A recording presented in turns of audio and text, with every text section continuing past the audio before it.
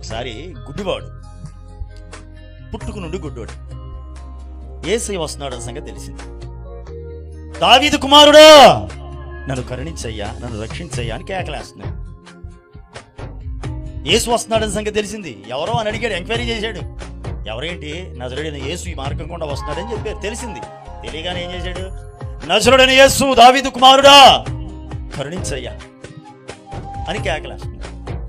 ఈ లోపల శిష్యులు ఉంటారుగా అటు ఇటు, ఆ శిష్యులు ఏం చేశారు, రేయ్ దూరమైరా ఏంటి అరుపు కేకలు అని గద్దిచ్చారు. అతడు ఏం చేశాడంటే నోరు మూసుకోవాలా, అతడు మరి బిక్కరగా కేకలు వేసాను. దేవునికి స్తోత్ర. మరి బిక్కరగా కేకలు వేసాడు. అందరేమో వ్యతిరేకిస్తున్నారు, నోరు మీరా అంటున్నారు, తిడుతున్నారు. ఆయన ఏం చేస్తున్నాడు, ఏమాత్రం ఆగకుండా ఏం చేశాడు, మరి బిక్కరగా కేకలు వేశాడు. కారణం ఏంటో తెలుసా, వచ్చేది యేసు, ఈయన రక్షకుడు, ఈయన విమోచకుడు, నా శాపం నుంచి నన్ను విమోచించేవాడు ఈయనే. ఈయన గనక వెళ్ళిపోతే, ఈయన గనక దాటి వెళ్ళిపోతే ఇక నా బతుకు ఇంతే అన్న సంగతి అతనికి తెలుసు.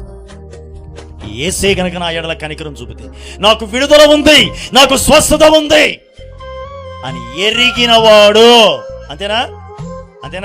అందుకే ఏం చేశాడు, మరి బిక్కరగా కేకలు వేశాడు. అద్భుతం, ఆశ్చర్యం. యేసు నిలిచాడు, వాడిని పిలిపించాడు. ఏం చేయాలనుకుంటున్నావు, ఏంటి నీ అవసరం, ఏంటి నీకు, ఏం కావాలి నీకు? అయ్యా గుడ్డోడిని, అయ్యా కళ్ళు లేను, కళ్ళు పోయి యేసయ్య ఆ కళ్ళను ముట్టి స్వస్థపరిచాడు. పుట్టుక గుడ్డివాడు చక్కగా చూడగలుగుతూ ఉన్నాడు. చప్పల కొడుతూ ప్రభుని మహిమపరుద్దాం. అద్భుతమైన విడుదల కలిగింది.